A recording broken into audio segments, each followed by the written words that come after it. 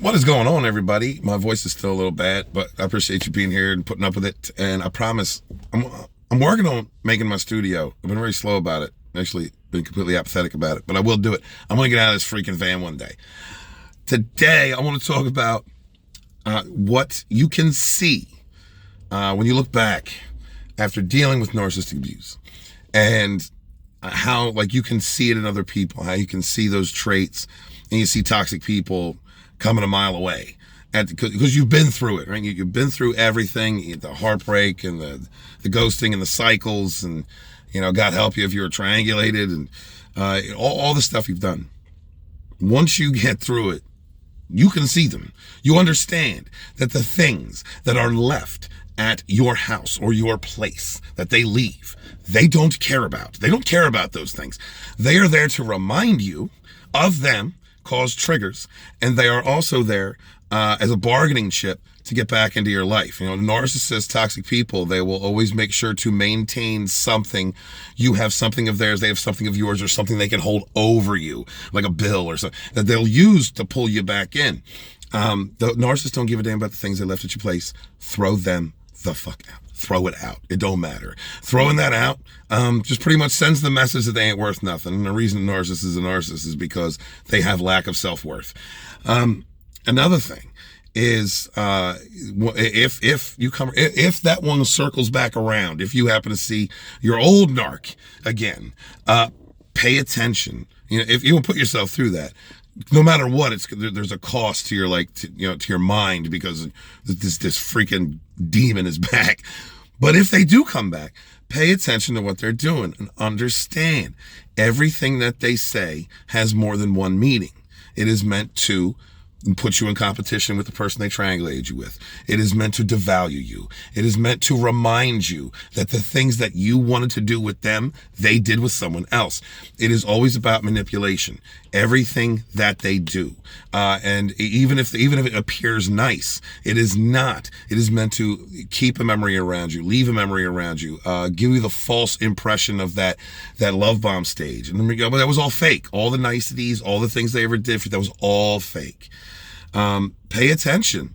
And I mean, if you can stomach it, you just watch this grown child, this emotionally immature, evil, demonic, heartless, soulless piece of trash, constantly playing games. You'll see the wheels turning in their head.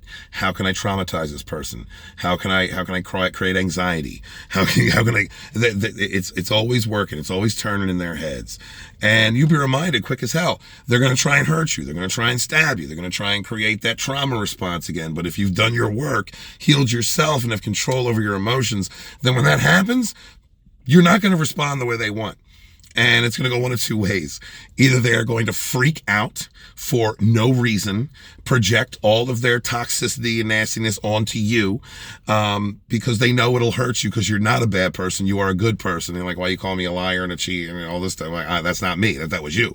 It's just nonsense. It's immature nonsense to piss you off. Or they're going to get befuddled. Or they're going to get stupefied. They're going to be like, all right, why are you not freaking out and calling me a crazy person? Why are you not doing? And they're going to sit on it, and they're going to wait for the right opportunity. They're going to keep dissing you. They're going to keep, doing things to let you know you don't matter until it provokes any kind of reaction, or you hold them accountable calmly. My favorite tactic that I used last round was, you need to really learn how to control your emotions. And you could play with narcs. I'm a narcissist slayer, y'all. You could play with these people. Also, understand, narcissists gravitate people around them like flying monkeys or cosigners who are just as awful as they are, who don't care about destroying other people or hurting other people, and if they triangulate you with a toxic person, look, that toxic person may have been an awful, self-loathing, self-hating piece of trash that will sleep with other dudes, women, or other women's matter, either thief or whatever. He could have already been toxic. But being around that narcissist and being triangulated and operating within that evil made them worse. And just understand that. Sometimes you just got to say, have fun, y'all. I hope you have a wonderful, short-lived triangulation of lying and cheating and beating the crap out of each other and domestic violence. You just got to let it go. When you go through what we've gone through and you do the work, you heal yourself. You should be able to see these things. You'll see them clearly. And if you are dumb enough, or if you're just curious enough to see that narc again, keep your eyes open. Pay attention. It's like watching a freaking stooge, watching an evil stooge to do what they do. You can even call out their moves. You can call out their next move, and they will deny it and say, don't manifest that. Well, you're manifesting that. And then they'll do the exact same thing you just called out a couple days later. These are emotionally immature, tarded people that are they're selfish, only interested in themselves, take no accountability. And if you're around that, you'll just see it. So remember, like if they leave anything at your house, throw it out. They don't mean it. They don't care about that. That's used to hurt you. If they throw another triangulation or try to get you involved in anything like that again, just don't even care. If you want to take the time to play with their heads, play with their heads. But really, it doesn't matter.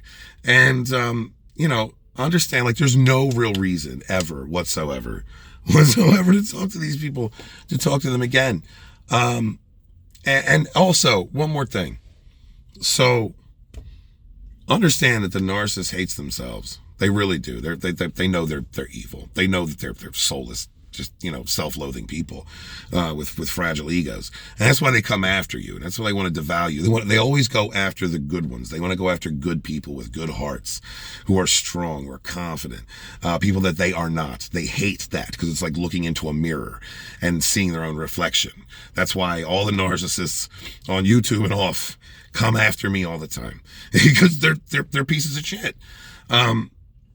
Their reason for doing that is to devalue and make you feel like you ain't worth nothing. You're not worth love. You're not worth affection. You're not worth friendship. You're not worth camaraderie. Don't let that happen. Heal yourself. Feel better about yourself. Love yourself. Never accept anything less than your own worth. And always go always go out in the world and understand, to be open to all possibilities that could possibly happen. All right? Because you are not worthless. You are not a piece of trash. The very fact that Satan has to send these soulless, black-hearted, evil fucks at your direction, it just says you are a shining bright light. You are a good person. Just got some things you got to shore up. Shore up your boundaries and don't put up with shit. Also, special side note: take care to watch out for anyone who interacts with a narcissist or a toxic person that comes to you. Could have been a friend, could have been a close associate, could be anybody. If anybody around you operates around narcissistic people, toxic people, and knows what they are and what they've done, and it's most especially if that narc tries to send them your way, recognize that person for what they are. They are not a good person. They are dark. They do not love you. They do not have your best interest at heart. You don't have to call them out. Just don't play with them again. You know what I mean? My love to y'all. So be good to yourselves and be good to each other, and never again suffer that fool. Run!